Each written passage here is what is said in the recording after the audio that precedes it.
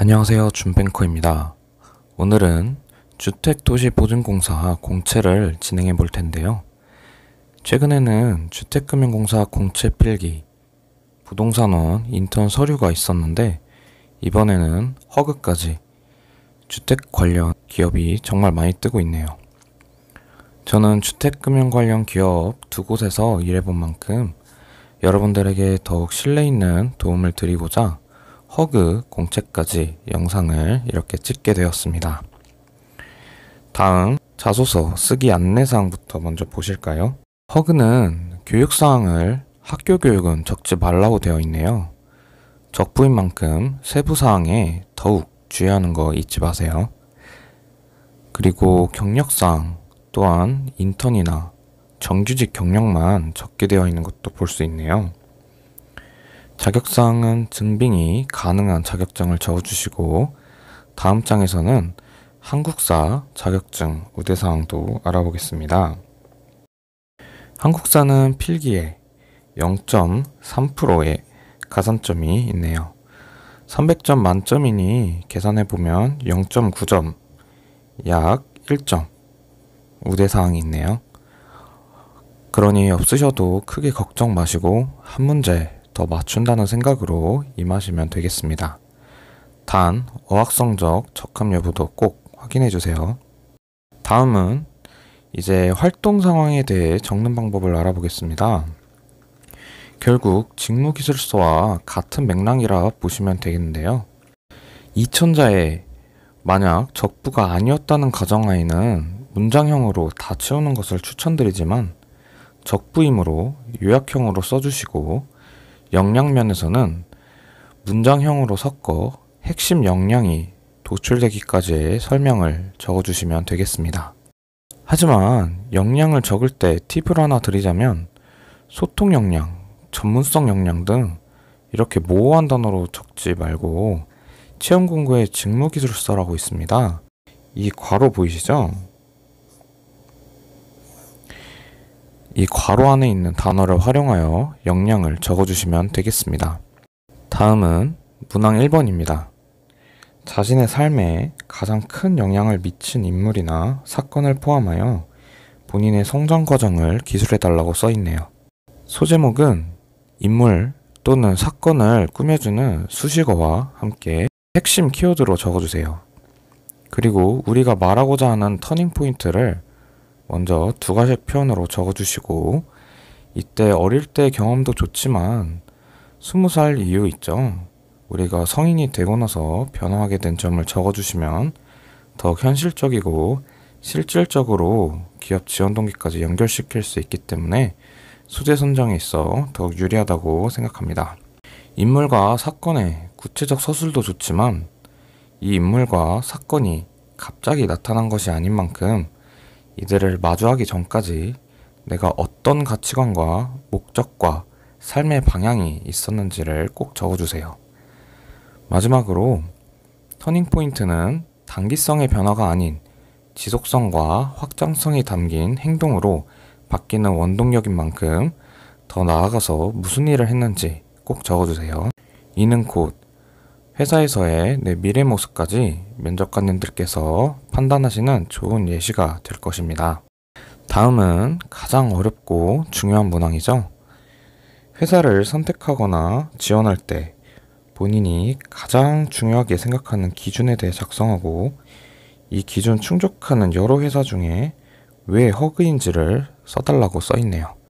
소제목은 무조건 공익과 사회적 가치가 담긴 제목을 적어주세요.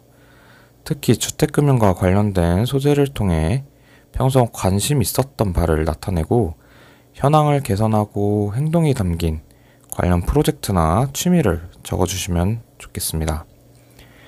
그러나 우리 현실에서는 부동산과 관련된 취미가 많이 없죠. 그래서 이렇게 연결시키기 위해서는 평소 진행했던 프로젝트 아이디어를 더욱 확장해서 적용시켜보는 연구를 했다는 점, 또는 모델하우스 방문처럼 쉽게 행동으로 옮길 수 있지만 나만의 차별화된 자료로 관심을 표현하거나 아르바이트나 인턴을 하며 코로나로 매출이 떨어진 중소기업인들의 임대료 문제, 전월세 문제, 교육을 위한 주거 이동 등 현실을 통해 바라본 모든 점이 소재가 될 수 있습니다. 위 경험을 바탕으로 자신이 이루고 싶은 포부와 미래의 과제를 고민한다면 더욱 탄탄한 지원 동기가 될 것입니다. 다음은 허그 사장님 말씀인데요. 1, 2, 3번으로 정리해 보았는데 특히 2번 생애 단계 소득 수준별 맞춤형 보증이 흥미롭네요. 이외에도 업무 확대로 도시재생이나 주거복지까지 고민하는 허그는 지원자분들의 동기와 적용 가능한 프로젝트를 더욱 넓힐 수 있는 기회와 같은 말이기에 좋은 소재가 될 듯 싶습니다. 다음은 그러면 업무 범위를 확장한 허그의 큰 4가지 사업을 보겠습니다. 허그 쉐어하우스, 노후주택 개보수 사업, 사회공헌 사업, 무주택 국가유공자 임차 자금 지원 사업, 허그 더 칠드런이 있습니다. 먼저 허그 쉐어하우스입니다. 주거와 취업 준비를 함께 지원하는 공간을 제시했는데요. 저렴한 월세 기반으로 창업, 취업, 원스톱 서비스까지 제공하는 프로그램인 걸 볼 수 있습니다. 두 번째, 노후주택을 고치는 사업인데요. 위생과 붕괴 위험을 사전에 막고자 진행하는 사업이네요. 최근 붕괴 관련 좋지 않은 소식이 많은 만큼 정말 중요한 사업임을 다시금 느끼게 하는 것 같습니다.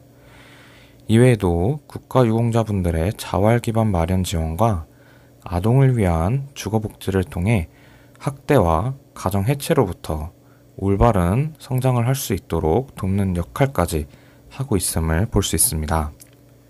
정말 주택 기반으로 관련 사업을 다양하게 확장하고 있음을 볼 수 있습니다. 다음은 코로나 백신으로 아직 이른감이 있지만 물류, 유통, 관광, 소비 등이 조금씩 살아나면서 시장에 풀었던 돈을 걷어들이기 위해 금리 상승이 진행되고 있다는 걸 알 수 있습니다. 금리가 앞으로 상승한다는 점을 예상했을 때 조금이라도 빠른 주담대, 주택담보대출이라고 하죠. 조금이라도 금리가 낮을 때 대출을 진행하고 이사를 하고 있는 모습을 볼 수 있네요. 은행과 허그 역시 금리 상승, 우대금리 인하를 볼 수 있네요. 코로나19 사태 이후 기업 및 개인의 부실 관리를 위해 단행했던 대출 만기 연장과 이자 상환 유예 조치도 올 9월에 종료된다고 하네요. 일부는 재연장을 기대한다고는 하는데 무분별한 부채 연장을 지속하기 힘들다는 신호 또한 보내고 있습니다. 따라서 금융권의 자금 조달 비용 증가와 시장금리 상승이 빨라질 것으로 예상됩니다. 마지막으로 허그에 논란이 되고 있는 점도 한번 지켜봐야 될 것 같습니다. 최근 분양가 산정을 둘러싼 분쟁은 아파트가 지어지는 지역별 상황을 고려하지 않고 주변 아파트 시세 90%를 상한으로 하기 때문에 주로 발생하는 것으로 보입니다. 분양가가 높게 책정되는 곳은 분양사업이 활발할 것이고 비인기 지역은 사업 참여도가 낮을 것입니다. 인기가 많은 곳은 인기가 많지만 인기가 적은 곳은 인기가 없을 것이죠. 오히려 신규 주택이 많이 들어가야 될 노후된 저층 주거지가 공급이 적어지지 않을까 우려가 됩니다. 따라서 현재 허그의 보증 심사 제도는 서울 그리고 수도권과 지방 격차를 더욱 벌릴 위험이 있다는 것으로 보입니다. 시세가 반영된 분양가 통제는 비교 대상과 범위에 따라서 분양가가 천차만별이죠. 보증기관 역할에 맞게 사업 위험도에 따라서 보증료율을 다르게 설정하고 리스크를 줄여보는 것도 좋은 방법이라고 생각합니다. 지금까지 유의사항부터 지원동기까지 작성해보는 1부였고 2부 또한 세문항 금방 업로드 될 테니 기다려주세요. 네, 감사합니다. 준뱅커였습니다.